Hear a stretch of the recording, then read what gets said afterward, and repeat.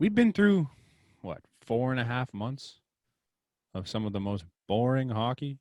Maybe not 4.5 months worth of it. Let's go with 3 months of some of the most boring, meaningless, same old stuff in the NHL where everything's supposed to be exciting. But here we are. Was it May 15th? And we're finally into the NHL playoffs. How are you? For most teams, you're are right. playing meaningful games. You're right. It's not even most. You're right. I forgot the NHL is the stupidest thing in the world. Vancouver's playing a game right now that has absolutely no meaning to it, which is great. And they play 4 more, I'm pretty sure. They have all those games against Calgary that mean absolutely nothing, that are affecting the start of the playoffs. Yeah. What a joke that is. But we are here. Finally, their team's playing meaningful hockey again, where you actually might get eliminated instead of just like, we might finish second instead of first. It's great. I'm real excited for it. We're going to break it down a wee bit, I'd say. I'm going to pull up. Try to anyways. Definitely try to. Yeah, as best we can, to the best of our knowledge, we shall take a look at the NHL playoffs for this season and let you know what we think of each matchup and how we think it's going to go down, where we go from there. We'll just do the first round, I guess, for now. Because once everything – actually, we could do the first 2 rounds. You want to do the first 2? Yeah, because then after that, you really don't know what the matchups are because they reseed and it's going to get really confusing. So we'll talk about each little division and how we think the division breaks down. And yeah, we'll start off with the East because the East seems like the most interesting topic of conversation. The matchups are crazy right now. First, you had the number 1 seeded Pittsburgh Penguins against the number 4 seeded New York Islanders. Who is your pick to win that series? What an absolute shock, too, from Pittsburgh to just came out of nowhere. Yeah, but it came out of nowhere in the most Pittsburgh fashion. Just said, you know what, we're still relevant. It doesn't matter if you think we have nobody. Hall of Fame level now, Jeff Carter. Oh my gosh, had this ridiculous season. Holy shit. So I'm still going to take Pittsburgh. I think that their momentum going into the playoffs is good. Having that experience of Jeff Carter on that team now, and Evgeny Malkin's kind of been picking up momentum too. Yeah. Right. And that's always good to see. At the beginning of the year. Yeah, absolutely. That's always really good to see going into the playoffs. We've questioned their goaltending, but I feel like you could kind of say the same thing as the Islanders. Like the Islanders play a really big defensive system, but that kind of means that when they start to lose that, when you're in the games where you're just getting shot after shot and your goalie can't make that save, you're probably not going to win those games. Mm-hmm. All right. And Pittsburgh they seem like a well-oiled machine at times. They're also really experienced in the playoffs. Like you have a bunch of guys from that last playoff roster that are still there, I believe. Like Jake Gensel was on that team. Brian Russ was on that team. Brian Dumoulin was on that team. Chris Letang. And then obviously the Sid and Gino factor really helps you. And then their goaltending tandem is no slouch, realistically. Like Tristan Jarry can get it done when he's on his game. Like he's one of the better goalies in the NHL when he's playing the way he can. But he's not consistently that goalie, so you never really know. But Casey DeSmith has shown at times this year that he can come in and do a great job as their backup goalie. I think they have the advantage in most cases in this series. I think the Islanders' team defense is significantly better than what Pittsburgh is. But to me, you can't win games unless you score goals. And just there's not a lot of fear for me out of the Island right now. Like not to consistently put pucks in. No, right? That's the thing. Matt Barzal's a really talented hockey player, but the fact that they're missing Anders Lee and like you're now relying on like Kyle Palmieri to be your secondary scoring, it's not that pretty for me. And like as great it is to keep the puck out of your own net, you still have to score. And Palmieri and Zajac have been part of like New Jersey runs, where they've been in playoffs and been up against tough matchups. Mm-hmm. But it's just Pittsburgh, like we said, they seem to always get it done. And when you have Sidney Crosby, like he's still capable of taking over a game. He's still definitely capable of taking over a series. And then they've got Evgeny Malkin back there again, right? Who can do the same thing in the playoffs, right? When healthy, they can go on just absolute tears. Yeah. And they can also be completely irrelevant. Yeah, you never really know. Like last year against Montreal, they looked terrible. So like you don't really know. I think this is a little different. I think last year they have an older roster, and coming off of that big gap, it was tough for the older guys to get going. So I think I coming think in this is against in Montreal 7. and their young roster, yeah, it's going to be both these series. I think in the East are going to be great series. I think they both probably go 7. Yeah. I just lean Pittsburgh's way because of the experience and just the Sidney Crosby factor in general. Sidney Crosby and Evgeny Malkin having 2, future Hall of Famers, bona fide Hall of Famers. It's a bit of a benefit. Right. And that going up against, Barzal, like we said, he's really good, but he's also really young. Yeah. In this game, he would be considered one of the younger guys in this series because of how much experience is on the ice. Mm-hmm. Yeah, it's going to be an interesting series. I have Pittsburgh in 7. You also have Pittsburgh in 7, you said? So it's not, I don't know. It'll be neat. The other one actually goes tonight, Washington-Boston. You already know what I said. To start? I mean, you're going to pick one. I'm going to pick the other. You're right. I just don't think Boston has what it takes this year to get it. Maybe they get past this round. I don't see it. I think it's probably a 6-game Washington win. Okay, so if Washington's built better, they have better offense, they have strong defense, they have good goaltending. I think they're maybe better coached. It's kind of a toss up there. And I don't trust Tuukka Rask in the playoffs. He's never really been a guy that's got it done for the Boston Bruins, and they're going to need him to step up better than he's ever done in order to beat one of the best teams in the NHL this year. I don't see it happening. I think that Boston's done everything they needed to do to go through this division. Taylor Hall is now playing at the MVP level that Taylor Hall. But Taylor Hall has been terrible in the playoffs.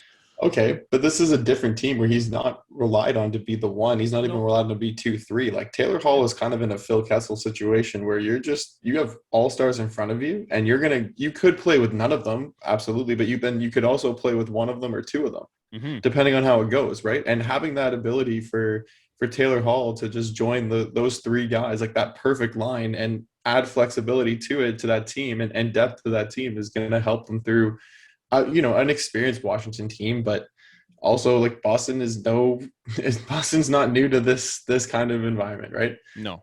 And I think having Zdeno Chara playing against Boston, like it's an interesting line, but he's slower. And, after you play with somebody for so long, their strengths, but their weaknesses. Yeah. Right. And that's the one thing I think that Boston is going to be able to utilize. Like, I think Zdeno Chara is going to be so lost out there. And get himself into situations that lead to Boston just scoring goals. And another thing too was when they lost, so they lost 8-1 to Washington, and I'm pretty sure it was like that night they made the trades for Mike Riley, or shortly after it was like Taylor Hall, Curtis Lazar, and since then they have been rolling. Like they've found a good, hard-working defenseman in Mike Riley, not an all-star by any means, but somebody to fill out the top 6. Yeah. And Curtis Lazar is still just doing fourth-line shit, right? So for the people that actually believe in the regular season and isn't sitting here yelling at me that the playoffs mean something different, Boston and Washington are 4-4 against each other this year. Absolutely. So that's. But if you see it too, like 2 of those were overtime, or one of them was an overtime win by Washington, and one of them was a shootout win by Washington. Yeah. No, I'm looking at it right here. It's 4-4 all regulation. They're not all regulation. I'm looking at it right now. They're not. But I literally looked at it today. Oh, maybe the Washington wins were. The Washington wins, yeah. The Washington wins were in a shootout, and we're in. So they had 4 wins and then 4 regulation losses, is what I had. Right. So Boston lost in overtime, is what you're saying. Boston lost in overtime and the shootout, yeah. So kind of different, but. Absolutely, but I don't know, man. It's an even matchup for the 2. I don't. I'm worried about the goaltending that Washington put forward. And I am no more solid on the goaltending that Boston puts forward. Tuukka Rask hasn't been great in the playoffs. No, but it's not just Tuukka Rask. It's Tuukka Rask. It's Yaroslav Halak. It's not. If healthy, not even on the roster. Or Swan. What is that? Swayman guy. Dude, he's a big body, and sometimes all you need is just a big body to get you there. It'll be interesting. I don't see it happening. I have Washington in 6. I'm gonna take Boston in 7, I think, as well. I'm trying to see. They don't have playoff numbers on this. Oh, yeah, right there. David Krejci also just seems to be like a playoff wizard. Like that's where he makes his money. He comes out, especially now playing with Taylor Hall. That'll be. Oh my god, how great is that? I don't know if Taylor Hall can be that guy in the playoffs. I haven't seen it from him ever. This is different playoffs, so you're not playing in front of sold out crowd. You're not playing in front of pressure's off. but you're not playing in front of teams that you might not have seen all that much in the regular season, right? Like You're right. when the Leafs played Washington, how many times did they play them that season, right? They had to go over to the other division because they were the wild card team, right? And now it's like Boston is not playing, a number one seeded Washington team. They're playing a team that they've seen all year and split the season with. Yeah, it'll be an even matchup. I don't like. There's a chance Boston wins it. I just don't have faith in their depth this year in order for them to carry on. I think they answered a lot of those questions. We'll see. On now to the Central, in the least intriguing matchup of the playoffs, Canes and Preds. I got Canes in 5. I think. I give really? The Preds, No, I I'm give saying the Preds a game. I was saying Preds in 6. 6. Mm-hmm. Okay, I think the Preds maybe. Do you say Preds in 6? Yeah, absolutely. Oh, that's bold. Mm-hmm. Okay, tell me why. James Reimer. Okay. Peter Mrazek. Right, Peter Mrazek has been one of the top statistic goalies this year, but okay, absolutely. This is playoffs, as we've now said the last series. It's completely different. I know that Dougie Hamilton has been absolutely off the charts, but Nashville has 3 defensemen themselves that are really, really good and have been part of that organization. They're a work hard team. I think Forsberg is a little bit underrated in the league and a little bit forgotten about because he hasn't done as much as he once did. Right. But they still have a lot of guys that are willing to compete and just do the Nashville thing. And I wasn't believing in this Carolina all the way thing. I know I could be completely wrong. They're 2-5-1 against Carolina this year. Okay. Like Carolina has dominated. Playoffs is different. It's not. I am not buying into this. Playoffs are a different animal thing. Like to an extent, yes. Like to an extent, sure. But there's nothing in that Carolina-Nashville matchup that lets me think. If you had Carolina goalies in Toronto, would you be saying to say like it's a walk in the park? If I had 2021 Peter Mrazek, yeah. And like it's UC Saros in the other net. Like it's not like it's a I understand. Not a complete difference in goaltending matchups. Like UC Saros isn't anyone to put all your money on either. And there's just minimal offense out of Nashville that actually scares me. Whereas Carolina's good up front and they're good in the back end, and there's not a lot of holes in that team. Nashville's got a lot of holes. They started like dog shit. They were like 4-17 to start the year, and they still made the playoffs, and they went on a bit of a run, and the division around them was just wasn't good. Like Chicago was in the mix, and we didn't think Chicago could do anything this year. I don't see Nashville doing any sort of damage. I think it's Carolina in 5. I'm saying Nashville in 6. All right. I don't think it's close. Nope, that's fine. Maybe that's the one. That's what you're allowed to do. That's what you're allowed to. Yeah. Maybe that's the one upset you get. I just don't really. That's the one. I looked at them, and there's really like not many other cases that I can make. Well, for an upset. Next matchup, I don't know if you would call it an upset if Florida beats Tampa at this point, because Florida's the 2 seed, Tampa's the 3 seed. So technically, if Tampa wins, it's the upset. And, like, I don't know. A lot of people are like, I think Florida's going to upset Tampa. It's just like, well, in theory, Florida's the underdog. Tampa Bay just got Kucherov and Stammer back, and you're trying to tell me that they are going to upset.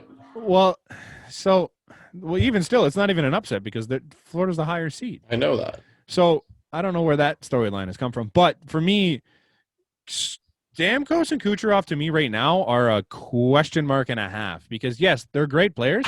Kucherov hasn't played an NHL game in almost a year. And Steven Stamkos has been out for the majority of the season. So you're looking at 2 guys that are in minimal game action, and you're throwing them out there against one of the better teams in the NHL this year and telling them to get it done. I think they might be able to do it, sure, but it's going to be a hell of a run for that team, and I don't know, especially game 1 and 2, if they're going to be able to do it. You know where I see the biggest issue is in Sergei Bobrovsky if he That guy should not be starting. But that's the thing is that there's so much money that he almost gets the automatic. Like we have to. It's the Carey Why Price are you here if not? Yeah, why are you here? It's the same reason Carey Price is going to start game 1 for Montreal because exactly. So and I think that they have to make it worth it. I think that's going to be their downfall is that they're going to play the first game with the wrong goalie and lose all momentum. If Tampa Bay gets even a game up, I don't think they're going to give that back. They're too deep. They're too talented. This is the team that's defending their cup and didn't have Kucherov all year, right? Didn't have a healthy Stammer all year and still managed to be competitive and and be in the playoffs. So I don't think that this team is going to get walked over by a Florida team, right? I don't think They're without by Aaron any means. Ekblad too. Like no Ekblad, and I get it. Sam Bennett's been hot for them. Brandon Montour was a good piece to fill that Ekblad gap, but when you look at roster to roster, it's just Tampa Bay is still all the pieces that won them. Yeah, all the pieces that won them last year are still kind of hanging around there. The question marks around Kucherov and Stamkos right now give me enough doubt in Tampa Bay that I think they're just going to come out too slow. Dude, if Kucherov's a healthy Kucherov hasn't whatever. Because he hasn't played in a year. He's that much better than everybody else. He's not. It doesn't matter. He's really not. He wasn't even that fantastic the last 2 seasons. Like, he's good. He's elite. But if you've taken a year off, you're not going to come back and just start competing in this season. Like, these guys are in mid-season. He'll have three points the first game. I highly doubt it. I'm taking Florida in 6. Taking Tampa in probably 5. Okay. On to the other side of things on this bracket. It's not technically the other side, I guess. Tampa's but the West, in the most boring conference of the year, had the top 4 playoffs teams here. The President's Trophy came out of there, and the second best team in the NHL came out of there. So we'll start with the second best team in the NHL. The Vegas Golden Knights are playing the Minnesota Wild. Now, this seems like a real straightforward thing, and everyone's taking Vegas to just walk right on through. I don't think it's going to be that quick of a series. I don't think it's a cakewalk, but I don't think it's anything to be worried about. I think if there's any upset that I'm looking at that like might be surprise some people, I think this is the one, because Minnesota played them fantastic this season. Like, they dominated Vegas. I know people want to say the playoffs are a different animal. Sure, I guess the Golden Knights have a good goalie tandem that are way better in the playoffs than they've been in the regular season, and they have some guys that play. I don't even know if they have like a more physical team in the playoffs. Pietrangelo maybe could step it up a level. But to me, like, the way Minnesota has just dominated Vegas this year, I think it's going to be a close series. I think I'm still giving Vegas the nod, but I'm saying Vegas in 7. I was going to say Vegas in 6. I just think that, having Mark Stone, having Max Pacioretty there in the playoffs, both were fantastic. William Karlsson there still, they just have a lot of depth. Alex Tuch seems to come around in the playoffs and really make guys that show up in random times, and that's great for them, and that's what they've kind of always done. If you look at these names, man, like they're not names that you wouldn't want on your team. No, it's a good team. It's a good team. I just think the matchup with Minnesota has kind of hurt them all year long. Minnesota has some hype because they kind of did the whole, we brought a KHL player over who's technically a rookie but is not a rookie. Yeah. And of course it was going to work. Everybody said it was going to work. It worked really well. It worked incredibly well because they just get him the puck. Yeah, he's so good. And he's okay with that. And they're just built pretty well around him. And Cam Talbot has had a resurgence. It's just right, but that's where I kind of you look and it's like it's a Cam Talbot and it's a overpaid Jared Spurgeon. And dude, I don't know about overpaid on Jared Spurgeon. That guy is one of the better defensive defensemen. Defenseman for sure. Just but the kind of money that you get. That, I think if you were looking at overpaid, you look at Ryan Suter, Zach Parise. Oh, absolutely. But that's because Ryan Suter and Zach Parise got signed for a long term when everybody knew that this was the time. 10 a year. Whatever. Yeah, and I don't think Minnesota thought that this would be the time that they'd be more competitive. They thought that back then would have been the time they were competitive, right? So, but I think they give Vegas a serious run for money. Their money, sorry, and it wouldn't shock me to see them win the series. It would be the least surprising of all the upsets for me. But you still picked Vegas. But I'm taking Vegas in 7. I think it's a 7-game series. I think they're going to be tight. I think Minnesota plays them really well. Jesus, Murphy. So sorry. We'll get to this in a minute, but I hope that you yep. The other matchup in the West, Colorado, the President's Trophy winners against the St. Louis Blues. I don't think this is a tough one for Colorado. I think Colorado walks away with it in 5. Maybe 6. I said the same. I got Colorado in 5. I just the Blues haven't been good this year, and Colorado plays them pretty well. I think they'll be fine. I think that Colorado was like plus 64 in goal differential. I think St. Louis is -1 or something. Like that's what. Isn't that incredible? Now they're going to go up against each other. And I get it that the Blues won the Cup a couple of years ago, and they're still not the same team. It's so different. No, and Colorado just is on fire, man. Their defensemen almost look like forwards. It's incredible. The way they move the puck and the way that they enter the zone, they have no fear to bring it up. They're so good with the puck. It's not. Cale Makar. Sam Girard. Oh, Sam Girard? Devon Taves, Adam Graves. Like, they're just like, they're deep. They're good. Yep. Their forward units are gross. They have arguably the best player in hockey.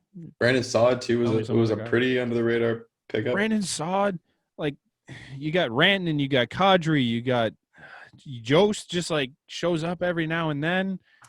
It's just they're doing the Burakovsky. Yeah, Burakovsky's been great here and there. Yeah. Like, they're built well. I mean, here and there, the President's Trophy. Philip Grubauer is one of the more underrated goalies in the NHL. Like, because of his health, I feel like. Remember, but when he's healthy, he's fantastic. He started over Braden Holtby on their playoff run. Yeah, he sucked in that game, though. He did suck in that game, and then that's why it turned back, because there's Braden Holtby at that time. Yeah, and I mean, I just think he shuts it down enough, and they'll be fun to watch. I think they're definitely a contender to win it. I know it sounds stupid because they're the President's Trophy, but they're going to cakewalk this series.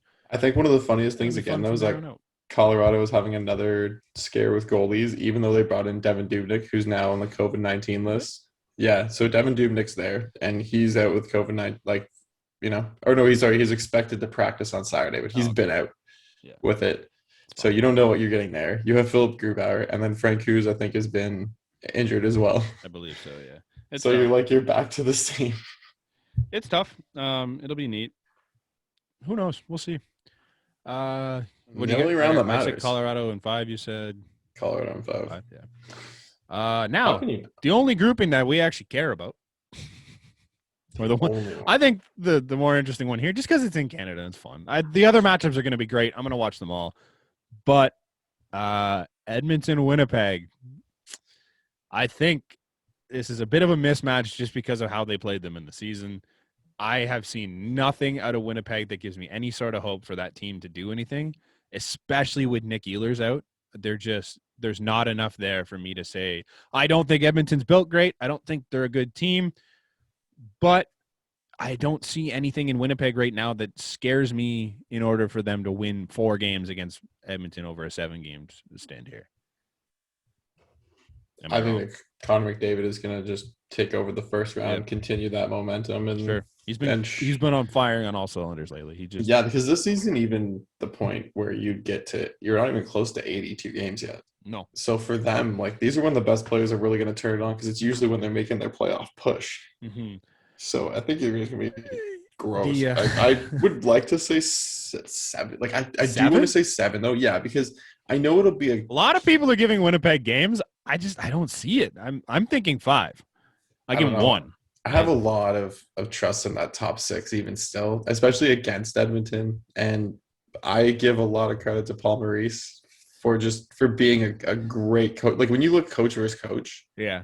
Right. Like, I think Paul Maurice will be able to coach them a lot better in the playoff time. Yeah. Goalie to goalie, man. Coach to coach, goalie to goalie. I think when you have those two, you kind of have a little bit of an advantage. Like, for this series, you have a little bit of an advantage because, like we said, Connor McDavid can score 5, and it could be 6-4, but it could be 6-5. Like, it could be a 6-5 loss. I joked because everyone was just like, "Oh, Austin Matthews has won the Rocket." I'm like, let's relax, because there's a strong chance Connor McDavid comes out here today and scores 9, but. Like, you never know, man. Like, I'm not comfortable until Connor McDavid is done playing games. So is he done today? Today, they're in the second. He hasn't scored yet, I don't think, unless he scored since the last time I checked. But he has a point today. So it's just 1-1. Yeah, he assisted on Larson's goal. So the Winnipeg Jets in their matchup against the Oilers this year have gone 2-7, and they have the least amount of goals for per game against Edmonton across the entire division. Like, every other team, they're scoring at least 3 goals a game except for Edmonton and Toronto. So they just could not score against Edmonton and Toronto. They give up 3.78. So they're giving up almost 4 goals a game, scoring 2.5. Like, I don't see a situation, especially without Nick Ehlers, that they can just put up offense in a hurry against this team. Like, I know Edmonton's not great, but they just play Winnipeg very well. It is the Winnipeg. It's just they play them really well, and as much as I don't like the Oilers, I think they're gonna be better in this series. The only wild card for me is Connor Hellebuck. I think that you never know what that guy's gonna be. If he shows up and he's Vezina Hellebuck, he could win you 3 straight series. But if he shows up and he looks anything like he did down the stretch, you might as well pack it up now and go home. If you contain the Edmonton McDavids to 4 points or lower, you might win this series. You might, because it's funny that has to be a discussion, but you're right, because you might win it. I don't know, man. That's it. Just you have to contain the two-headed dragon at the top. Yep. And if you can't do that, you're going to lose a series. The only one that on that team that can do that to me is Connor Hellebuck. I don't know if he can do it. It's tough, man. It'll be interesting. I'm pretty sure Connor McDavid has the most goals in his career against Connor Hellebuck. Like, of all the goalies he scored against, I'm pretty sure he has the most against Hellebuck. So I don't have a lot of faith in that team. That's funny. He just makes it. He shows up. He says, "Oh, if you want to win the Vezina, yeah, man. It's gonna be. I'll make you look like an AHL. It'll be neat. I said Edmonton 5. You said Edmonton 7. 7. Okay. Yeah. Probably should have wrote these down, but final one. You can look back at it. Yeah, you're right. I guess I have ears. They work. Yeah. Final series to talk about. It's the most intriguing one for us because we live here, and it's exciting, and it's one of the cooler rivalries in hockey history. Montreal and Toronto. Now, isn't it incredible that it's the first time since like 1979 that these teams in the same division, like they didn't come back into a division together. They were still in the original divisions, and now they're together, and it's now the first series since 1979. Like, that is crazy. It's nuts. I think there's going to be fireworks just because of that alone. Yeah, it's going to be a good series. I don't think it's going to be a good series in terms of win-loss. I think it's going to be sweep. Is it too bold? I'm not going to say sweep because I'm not that confident. I think Montreal can always steal a game from us. They stole 3 this year. One of them was an overtime one. I think because you're saying that they can. I think if you were to say sweep, they could sweep it. Yeah, exactly. But I don't know, man. Just Montreal has to win more games in the playoffs against the Leafs than they did in the regular season in order to win this series. They played us 10 times. They won 3. They need to play us 7 times and win 4. I know people are yelling at me saying, "Oh, the playoffs are different," and like Montreal fans are all over the fact that like, "Oh, we're gonna hit," because it's just constant. Montreal fans are the worst for it right now because they're just like, I posted that video on our TikTok and like the only people that are saying it is Montreal fans. Like, "Oh, well, the hitting is tighter and there's more hitting. It's more physical." I'm like, wasn't it 2 weeks ago that we were just talking about how dirty the Leafs are? Like, I don't understand where you think maybe one series they were because they didn't have skilled players who could hit, but now they have skilled players who can hit and also be on the ice to score goals or make passes or just be problematic now, right? They're so much deeper than they've ever been. They're so much more like in sync with each other. Putting Matthews and Marner finally together for the whole season and just saying, "Go ahead, do your thing," is what is finding success in this. That's what you want. Don't separate them. You don't have to because, hey, 3 and 4 are also phenomenal together. Still ridiculously deep. And the depth of the Toronto Maple Leafs is significantly better than the depth of the Montreal Canadiens. Who is scoring goals right now for the Montreal Canadiens? Who? Josh Anderson. Josh Anderson's not even scoring right now. But this is how can you say that they might even take a game when Austin Matthews and Mitch Marner have the ability to take over games in a row? They have the ability. Austin Matthews has shown that they can score right off the beginning and take over the series. And just, I know that they could steal a game, but nobody on this team scares me consistently to do it. If you can get Jack Campbell that went on that same 11 game win. I don't even think you need Jack Campbell to do that. I think Jack Campbell just has to be what he's been lately and not give up 4 goals a game. That's what I mean. The goalie that gave you those type of numbers, be that goalie, and you're going to sweep this series because there's nobody in Montreal who can take over a game the way that you can.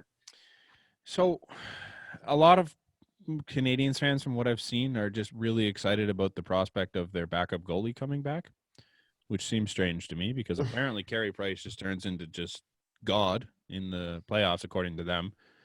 And it's like they brought up last year as a thing. We're talking about last year where he had, 4 months off to recover and get back to full strength, and he was ready to go at full strength. A lot of goalies were good last year. He's played in the playoffs 1 time in the past 4 seasons. So you don't know what playoff price is after a full year, especially coming off of a concussion where he hasn't played in over a month. Like, if you're relying on Carey Price to be the reason that you beat the Toronto Maple Leafs, you should probably pack up now and put your shit away, because that's not going to be the reason they come out of this game. I don't think it's going to be hitting. I don't think it's going to be your goaltending. The only way I can see them taking a few games in this series is if Jake Allen shows up and Jake Allen plays the way he has against the Leafs this year, because Jake Allen has shown at times that he can dominate the Toronto Maple Leafs. Outside of that, the scoring depth is gone right now. You have no Drouin. Yeah, I don't think Brendan Gallagher's coming back. I could be wrong.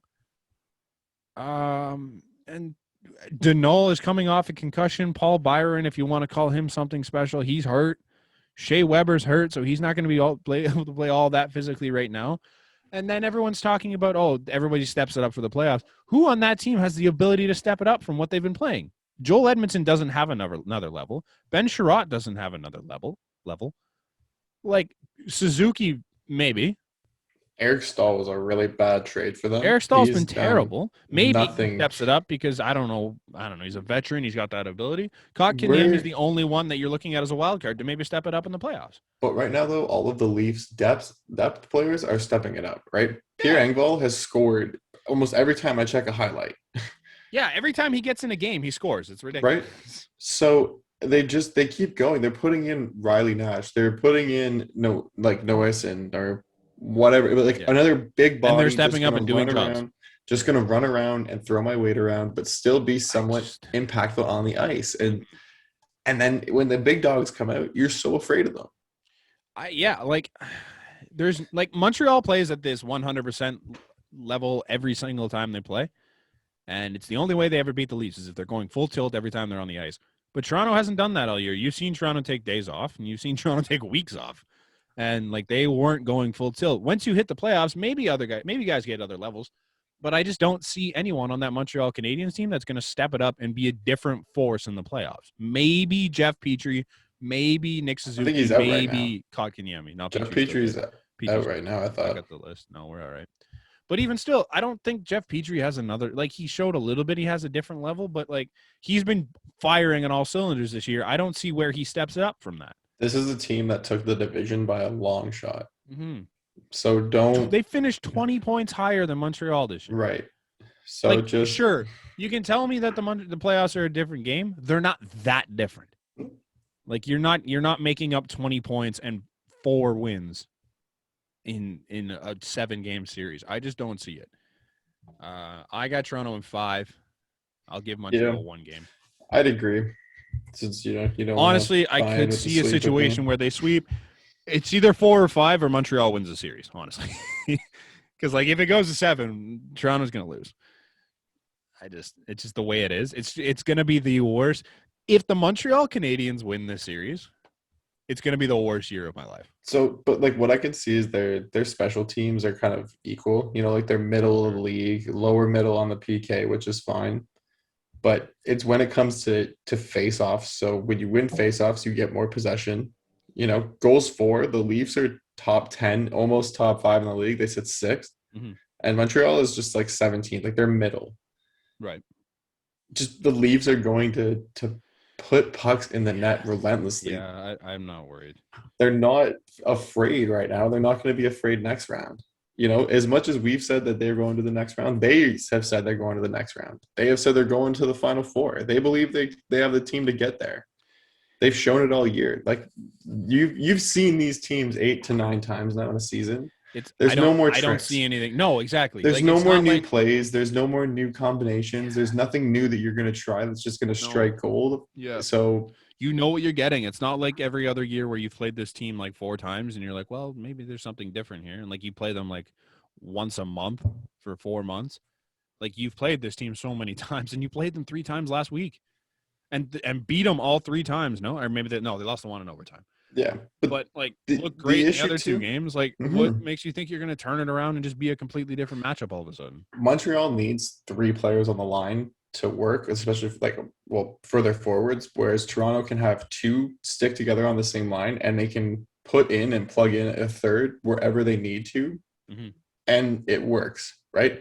they have so much depth that you wouldn't be surprised if this is the team that takes it all the way to the cup because of how much depth they have. And if that depth decides to play the way that they envisioned, the way that they brought everybody in for, then, how many leaders, how many guys on this team who are now not wearing an A or a C have had so letters on them? The leadership alone. The former captains on the team, too. I'm pretty sure. Nick Foligno, Joe Thornton. Thank you.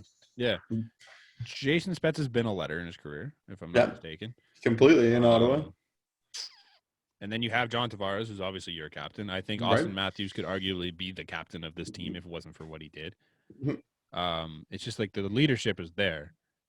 It's just a matter of even the leadership without the letter. Like Wayne Simmons could be a heart A for anybody. They love him in that dressing room. TJ Brody, I'm not Morgan Riley. Morgan Riley's another guy that they just love him in the dressing room. And Jake Muzzin. What did the thing they say on the Kings?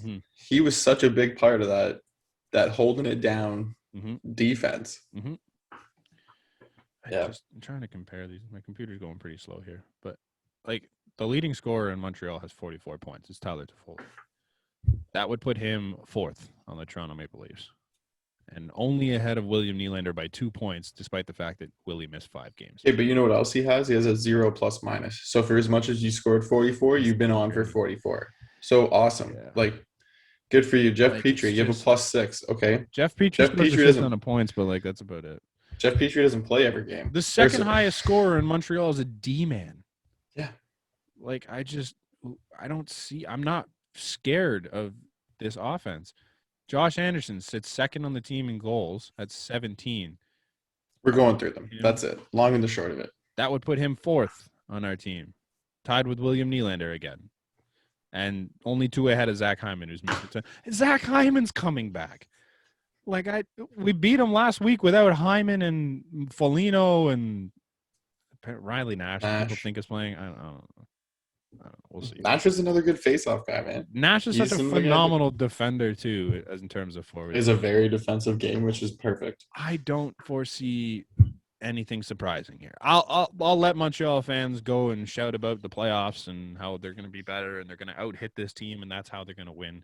I didn't know you scored goals by hitting people. That's incredible. That's a really good thing to learn for the future. Maybe I'll just start playing that way. But, yeah. That's why you're not good. That's why you never made it anywhere. Yeah, you just didn't hit the score. You gotta hit the score. I just scored to score. That was hit the score. Yeah. Don't make it anywhere there. We don't need to talk about the second round in terms of breaking it down, but we both have Edmonton, Toronto. Who do you think takes that series? Oh, the Leafs for sure. Yeah, I think they just look so good against them at the end of the year. Yeah. I don't see. They know how to shut down McDavid, which is a tough thing to do, and they'll go from there. We both had Colorado, Vegas. It's not even shut down McDavid. They just know how to make McDavid work. Minimize him. Make him work. Like, if you make a team work for 7 games. They frustrate him. Yeah. Not many teams frustrate McDavid the way the Leafs had this year. Colorado, Vegas. Ooh. That's going to be a really good matchup. Yeah. I think that, unfortunately, Vegas is going to steal that away from Colorado. They're just... Okay. It's a real tight matchup together, too. They play each other really well. Yeah, they're deep. I think Colorado is just... Because in that St. Louis series, St. Louis is a big body team, going to throw a lot of weight, and I wouldn't be surprised if 1 or 2 key injuries or key, lingering injuries happen to that team. And Colorado's had a tough time staying healthy. Yeah, don't get me wrong. They're phenomenal when healthy, but they are also not very healthy. No. So I'm leaning on Colorado just because of Nate McKinnon, and I think he can put a team on his shoulders and win you a series. And I think in that series, that's where I look towards. He's the best player in that series. Just got some water on myself. Yeah, I already did that earlier too. We're going really good today. Wow. I had Pittsburgh, Washington. You had Pittsburgh, Boston. I'm taking probably Pittsburgh, I would think. I don't know about you. I'm taking Boston. Okay. You got lots of faith in Boston, eh? I do. I haven't had faith in Boston all year. Only because I want another Toronto Boston in that final round, and then it's finally the get over Boston. I don't want Leafs fans to miss out on Boston. I would love to play Boston. Like, it sounds stupid, but I really want. I would love to play Boston in the finals. I think that would be so cool. Yeah, but finally slay the dragon in the finals to win the cup. Anytime. I don't know how they reseeded afterwards, but if there's a possibility to play Boston, it's possible. It's just really tough. Like, in any round, like I want to see Boston Toronto. That has way more meaning to it. So I think the only situation that would work is if like Vegas and Nashville get all the way through. Which is my pick. No, I'm just And kidding. no, that wouldn't even work. We'd have to play actually Vegas and Carolina, Yeah. and then us and or Boston would play Carolina. We would play Vegas, and then if Boston beats Carolina, we beat Vegas. It would be Boston Toronto final. Either way, but yeah, I got That'd Boston be hilarious. Okay, I took Pittsburgh. This one we're completely different on both matchups. I have Carolina, Florida. You have Tampa, Nashville. Tampa. Yeah, that your matchup is pretty easy. Tampa's going. I think it'd be a fun matchup between Carolina and Florida. I'd give Carolina the edge, slightly, very slightly. Wow. But Florida looks like they could turn it up in the playoffs and have a different game. It could be neat. I think it's gonna be fun. After that, we're not even gonna bother because everything reseeds, and we might not even have the right teams right now. So that's the first 2 rounds for you. That's fun. It's gonna be a good month or so, month and a half. Do you want fun hockey? We can get to Team Canada another time. It's not. Yeah, that's fine. They announced it. I don't think it's anything big. The roster's not exciting. We'll just kind of talk about it. Let's just talk about it. The roster is not. It's not that it's not exciting. It's got nobody. Hard working names. Yeah. Connor Brown is the first line center. Yeah. All due respect to Connor Brown, I love that kid. He's your first line. He's your first line center. I've met Sean Walker before. Is he on the roster? I think I've mentioned before. So yeah, he is. He got an invite. So I know. Like I'm like, good for you. You know, I love that. Liam Foodie, the goaltending trio. Cole Perfetti. See, like there's some 2/3 of the 2/3 of the Arizona Coyotes goaltending trio. And it's funny that out of all the Vancouver, like Mikey D. I know. Like why Mikey D? Yeah. Hey, whatever. It's cool. Also, Owen Power. Braden Schneider, really good prospect. Yeah, Owen Power apparently is a defensive prospect. He was invited. He's eligible to the 2021 draft. Neat. Colin Miller's an interesting one, obviously. That's Maxime Comtois. Mario Ferraro. That's kind of cool. A lot of World Junior guys. Yeah. Troy Stetcher. Adam Henrique. This is just Cole Perfetti's on Foodie there. Dubé. Brandon Peary. Aaron Anderson Dolan. Okay. Yeah. Gabe Velarde's a good one. Yeah. Enrique Danforth, Nick Paul, Dylan Dubé. How bad are the teams that got put out that we don't have anyone? This is it? This is what we can put together? Maybe Bo Horvat's not on the list? Maybe the ones that wanted to go. I'm so confused.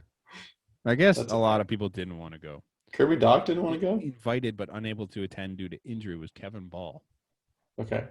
Interesting. No Kirby Doc, eh? Max Comtois? Yeah, Kirby's still hurt, though. Isn't he? Is he? I thought so. I don't think he played this year. Oh, he did play a bit. Crazy. He played a couple games. Did he? Okay. My whole thing is frozen. Wild. Hey, have fun, I guess. Enjoy. It'd be cool if Connor Brown gets to see, though. That'd be kind of neat. I think he probably deserves it at everyone on that list. I don't know who else. Adam Henrique might maybe bring more experience. Colin Miller? I don't know. All right. Fun. It's crazy when you see like how successful Canadians are and how many of them are in the playoffs, and that's why our team looks like that. On to baseball. This news popped up as we were recording today. Freaked out a little early. Pujols is joining the Los Angeles Dodgers. I don't get it.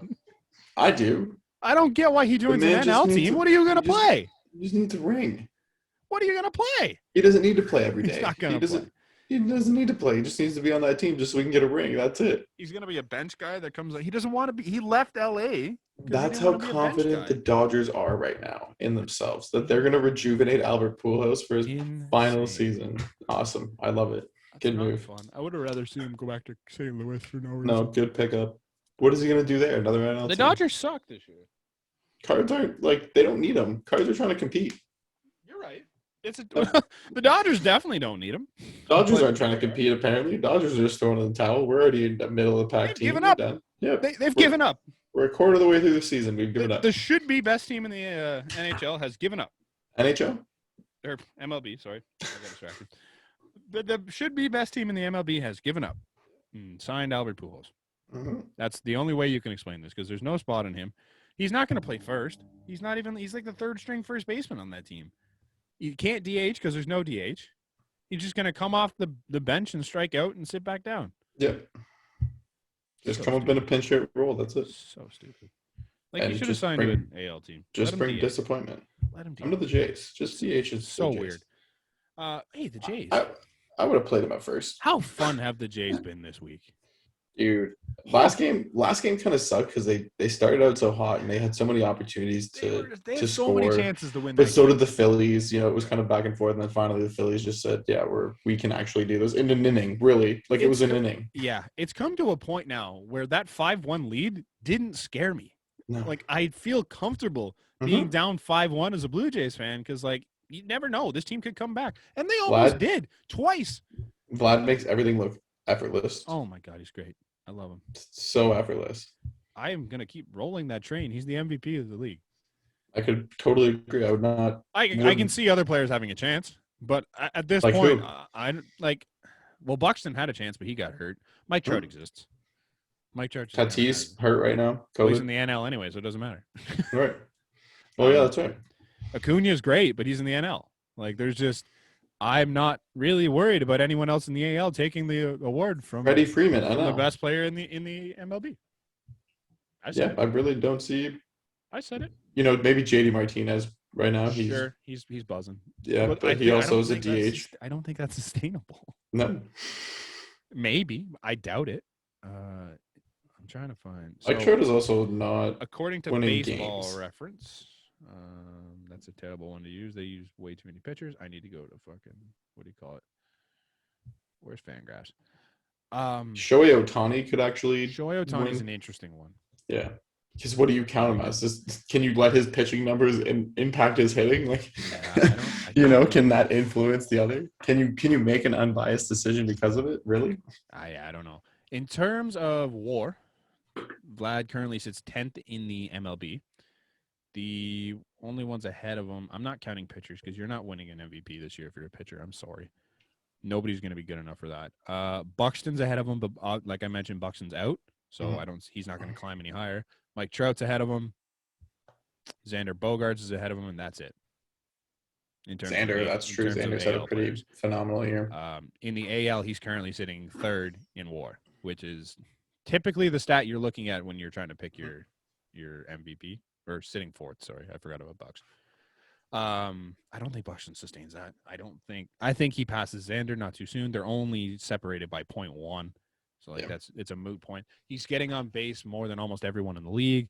He's hitting for power, he's hitting for contact. He's playing phenomenal defense. Like, he's just doing everything right now. He just takes pitches. He's a great at bat every time he's up there. He takes so many walks. He's the MVP. His home run last night he was just swung. Like, that effortless. wasn't just effortless. It wasn't that he tried to crush it anymore. And that's the great thing that you're seeing is he's not catching it. He's just meeting the ball in the middle of the plate and it's flying. Yep. Just getting the bat head out, doing his job, putting it to all fields. I love him. He's doing great. The starting rotation's been streaky. Ross Stripling put up a terrible first in the last outing he had, and then shut it down and ended up with 9 Ks, which is wild.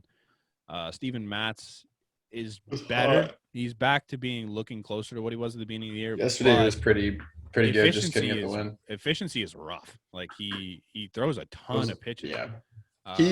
I find though he has to throw a lot of pitches because one of his big strikeout pitches is like this inside fastball. But even like his inside fastball. Yeah. When he's 3-2 in a count, there was twice. Like, I can't remember what inning, but there was twice that he went just inside fastball, and they both watched it. Right. I don't know. Like, are they playing in Buffalo now? Starting June 1st, they will be. Okay. There must have been something going on with the way that everybody was seeing any low pitch because they just didn't see it. How many guys looked at it? Like, even Jano, when he struck out, he watched this pitch that was like well above his knees but low.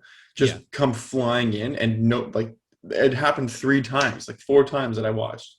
So it looked, but yeah, no, Matt's looked pretty good when he set up with like 3-2 counts and then went back to that kind of like inside fastball because not a lot of people were swinging at it. They just looked at it.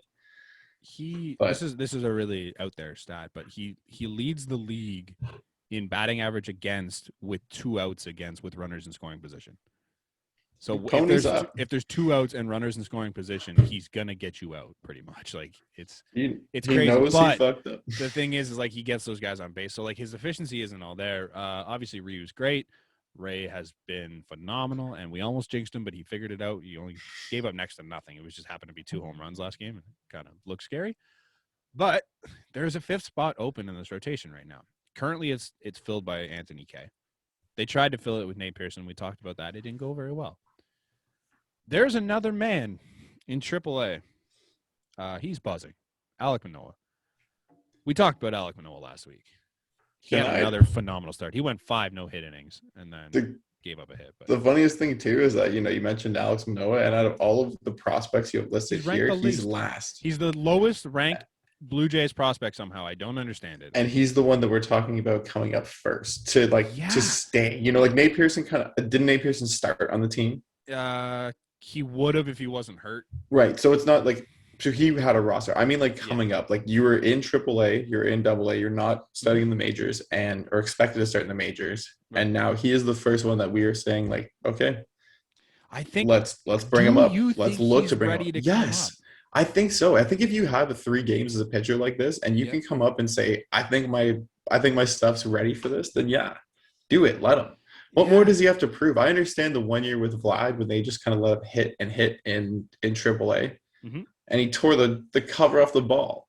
And that was beneficial to him. But for a pitcher, if you have a hot streak going, run with it. Especially when you don't have a set rotation and you don't have a set bullpen. The Jays right now have shown they have nothing, that they have no guarantees except Hyun-Jin Ryu every 6 days for 6 innings, I trust Robbie Ray.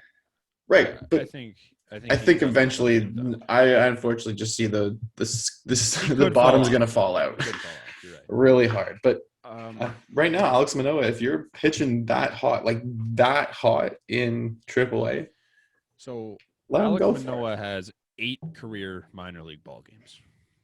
Okay, that is the only thing that I look at. It's it's a little worrisome.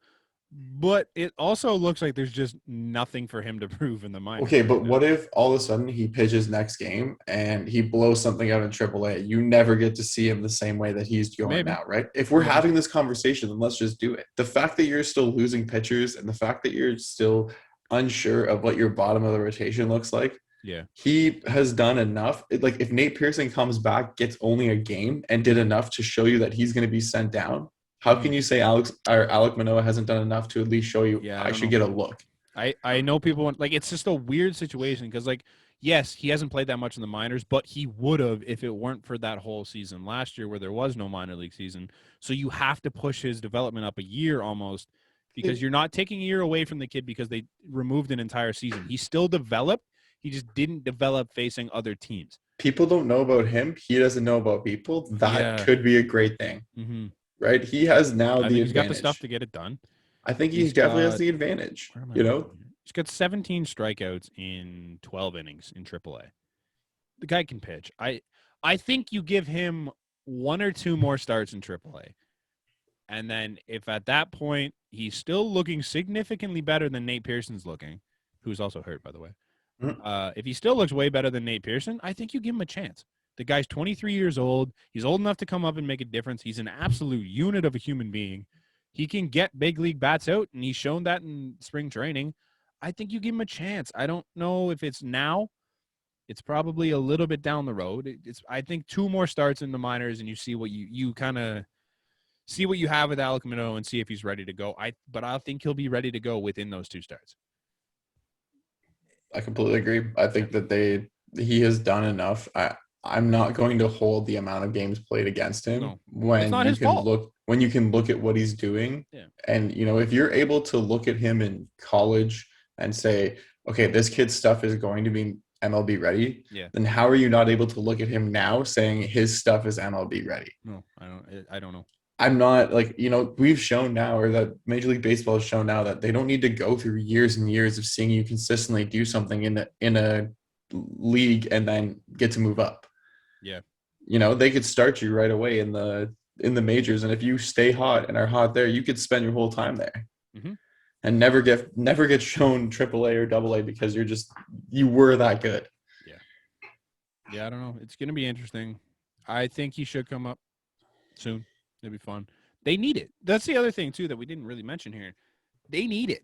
And he's part of those kids. He's part of the young youth that is.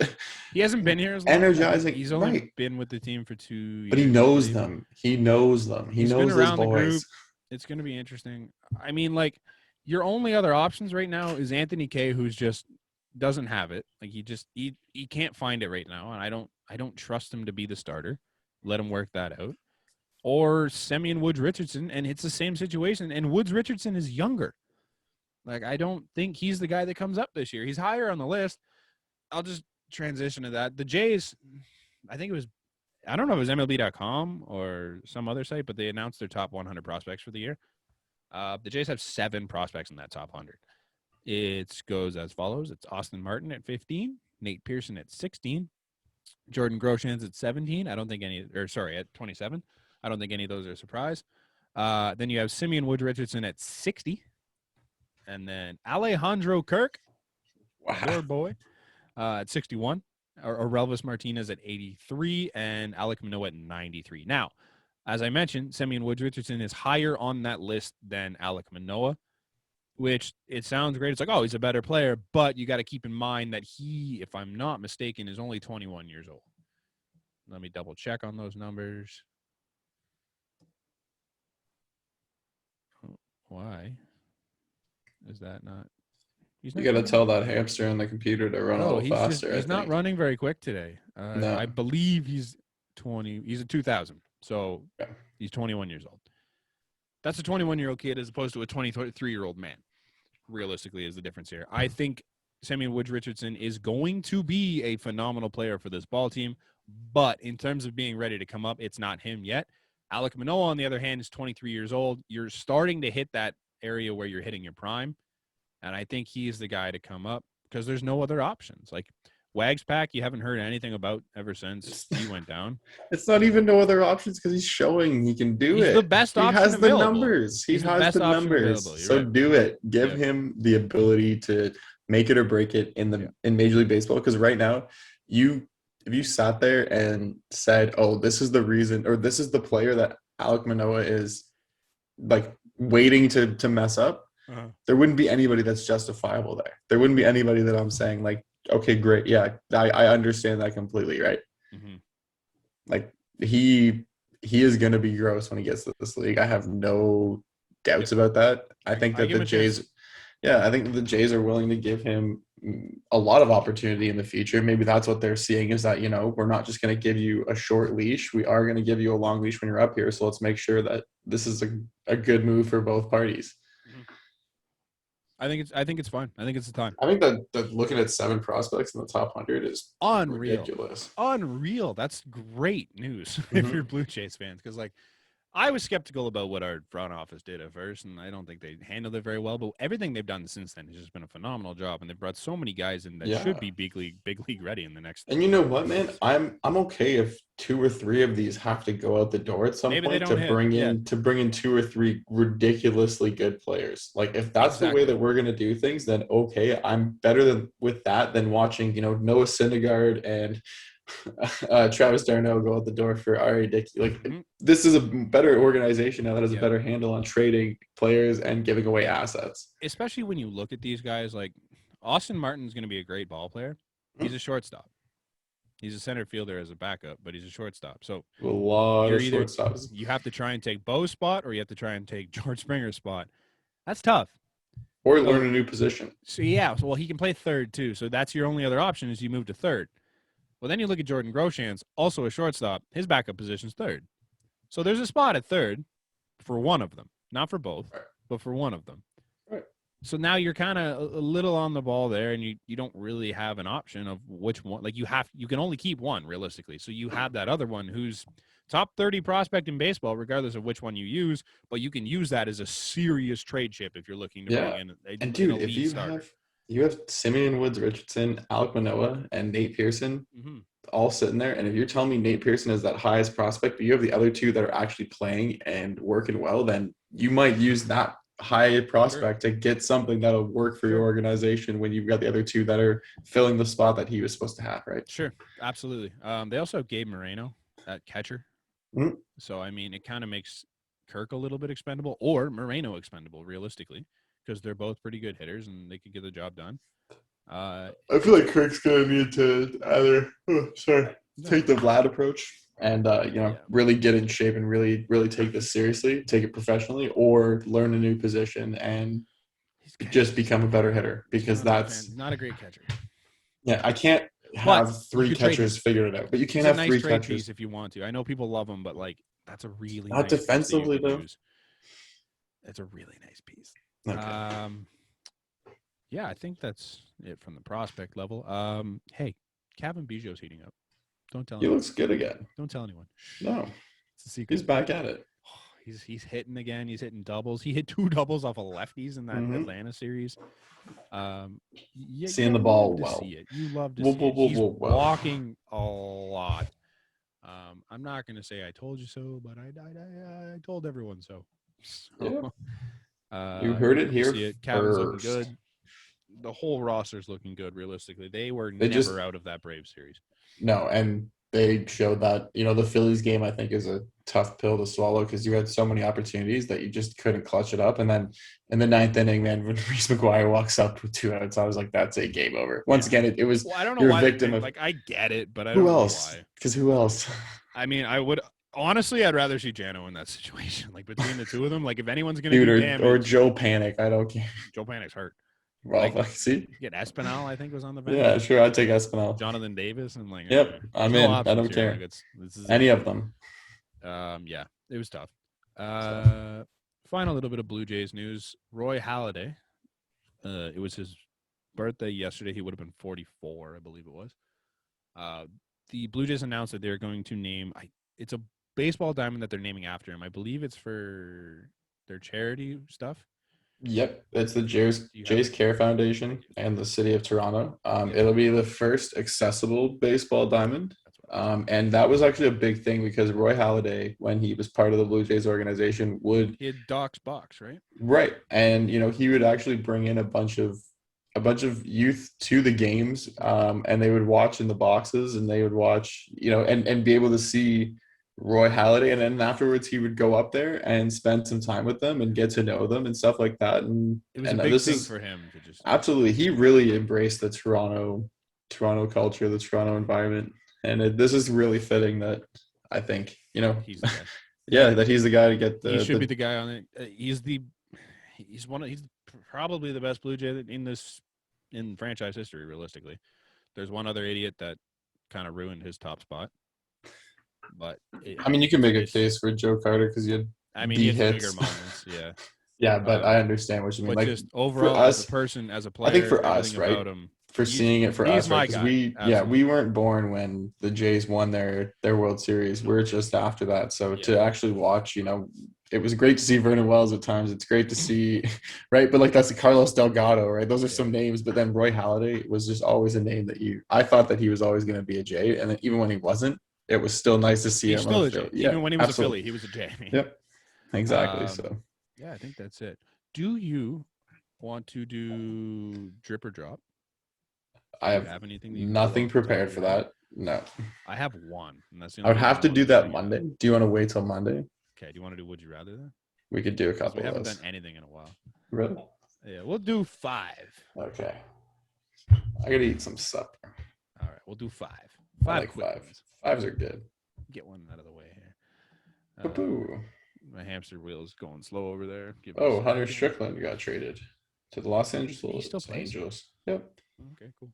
He has a 1.69 ERA right now, so it's been out of the bullpen. What? These are confusing today. I'm not gonna lie. Wow. Okay. All right. Would you rather have your hands switched for dustpans or be sweating jam instead of sweat? Jam instead of sweat, I think. Yeah, you can't grip much with dustpans. I'd be really good as a cleaner. I could not. Man, I'd be a phenomenal maid. Well, as a helper, though, because I couldn't sweep anything myself. Right.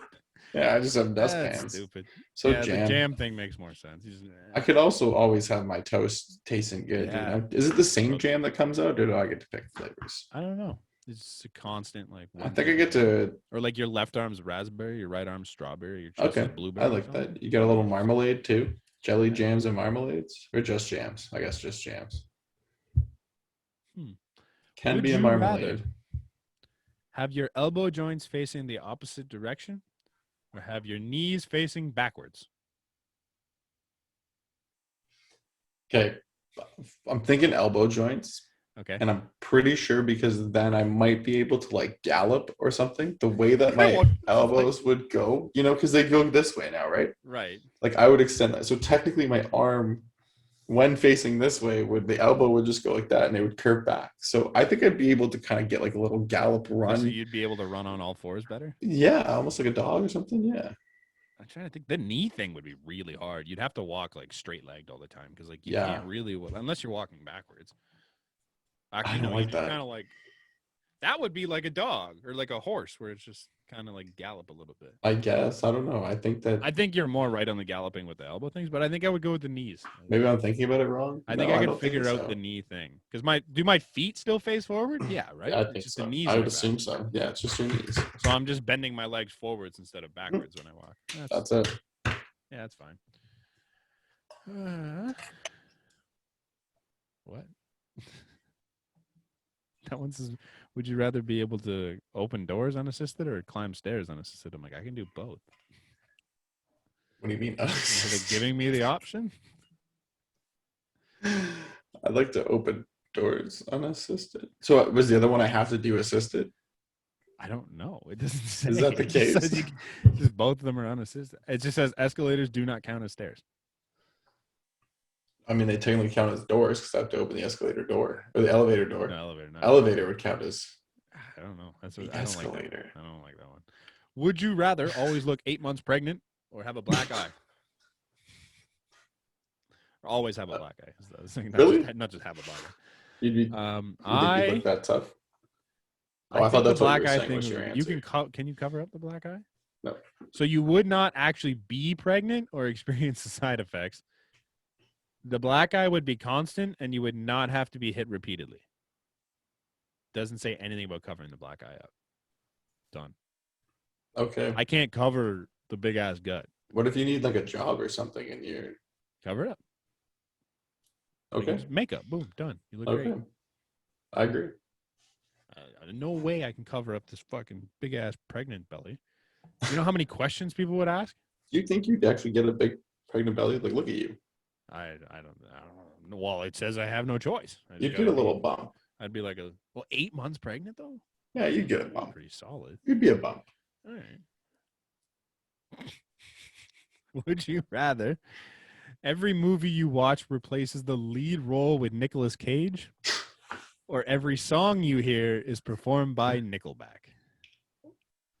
I'm here for the Nickelback thing. I am totally there for the Nickelback. I don't get the Nickelback hate, man. It's just they have. You know what's funny though? All the people that say they hate their songs would also know all the words. They know all of them.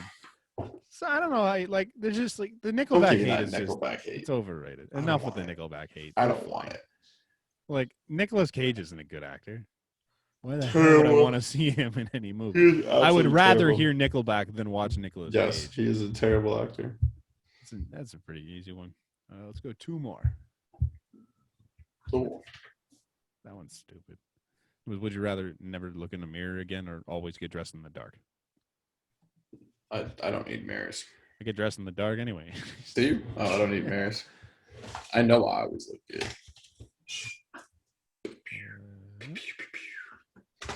All right. Come on, hamster. Would you rather have the job of your dreams and always be broke, or have a job you despise but loads of wealth? I know exactly what you're going to pick, and I feel like people know exactly what I'm going to pick. I like money. I know you do. That's why I know what you're going to pick. Like in terms of jobs, like I'd always be broke. Don't want to be miserable at my job all the time. I'd always pick a job I love, and yeah. I mean, I don't want to be broke, but I'm used to that. Yeah, you can just. Like, I know how to live frugal. Okay? Would I rather keep the life I have or have a shit job with lots of money? Is basically the question here. So you're answering real. I think I'm going with the job that I like. It's just more fun. At least I That shocks enjoy me my for life. you. Yeah, that shocked me about you, but I don't want to hate life and have lots of money. I don't know. Unless if I'm working like 3 days a week and I hate the job, I can live with it. one day. That's it. I'm assuming that's going to be like a 7-day job if I have all this You money. have like a 1-day job. That's just so despicable. So you show up and it's just so brutal. You get paid millions of dollars a year. Yeah. Make it a doozy, all right? Okay. Oh, a doozy? A doozy. It's not really a doozy. It's the last one. Come on. Okay, let me keep going. It's the last sanctioned one, anyways. You know.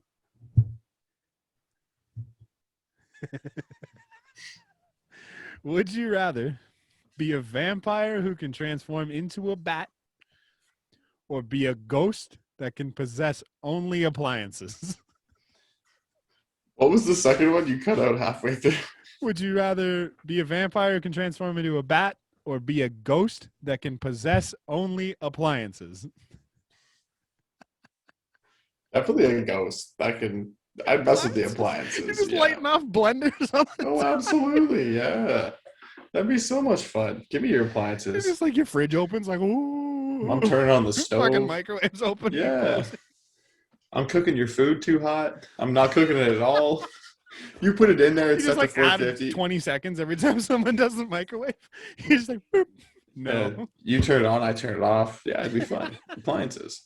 I don't want to turn into a bat. Like a while ago. Yeah, absolutely. I can't be out in the daylight. I can't go near garlic anymore. I forgot about that. Yo, garlic's good. Damn, I was so leaning towards the vampire thing too. No, I'm an appliance guy for sure, man. Good job. I'll be a ghost. I'm with you now. I'm totally making your microwave put extra time on the clock. Because I was so excited to be a bat. I thought you were laughing because you agreed, but there's so many restrictions to being a vampire. I was so excited to be a bat, and then you mentioned the garlic thing, and I'm like, I can never eat garlic bread again? I need blood to survive? This is weird. Olive Garden breadsticks? Right, you're done. That's it. No more. Kidding? New York is a thing of the past to you. I'm not here for There's lights everywhere there. You're done. You're never making it in New York. No. Forget that. I'm not. That's why they're always in small towns. I'm going to be a ghost with the appliances. I'm done. Yeah. Would you rather be a Red Sox or a Yankee? Oh my gosh. No. I'm pretty sure that. Hold on. Do you have a Yankees jersey now? Is that what you're about to show me? But I do have. I have this Yankees hat. You should wear that all podcast next time. It's actually a helmet. It doesn't really fit. That's okay. There you go. But it's a style. You know, looking at that now, looking at what you just put on, I'd definitely rather be a Red Sox. Oh, absolutely. Because that is the ugliest looking logo. I was thinking about it at first, and I'm like, hey, Luke Voigt's back with the Yankees. I like that guy. I can play with him. I know. Now, looking at myself in this stupid-ass helmet, I can guarantee you that I don't want to be a Yankee. Remember when you were a year short on Luke Voigt? Yeah. He's still great. Still a good ball player. Yeah. That's it from us. Thank you for listening. As always, follow us on Instagram and Twitter at the BnB pod _ and on TikTok at the BnB podcast. You can find all that stuff linked in the description below. Don't forget to like, comment, subscribe, all that fun stuff. You can find our merch and more content at theasports.com. Yeah, merch, like stuff behind Brandon. I'm not wearing any of it right now. I forgot to put some on, but that's okay. But yeah, it's all up there. I'm gonna have more in the next couple weeks. Be patient. I'll have more. Thanks for listening. We'll catch you next time. Cheers.